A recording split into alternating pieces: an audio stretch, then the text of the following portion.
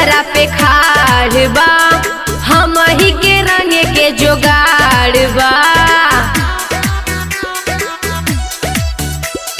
होलिया में दुआरा पे खाड़ बा, हम ही के रंग के जुगाड़ बा।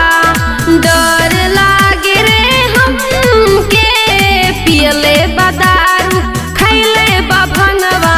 जिला भदोही के एक नंबर रंगवा कहे लगा चमके लागी अंगवा।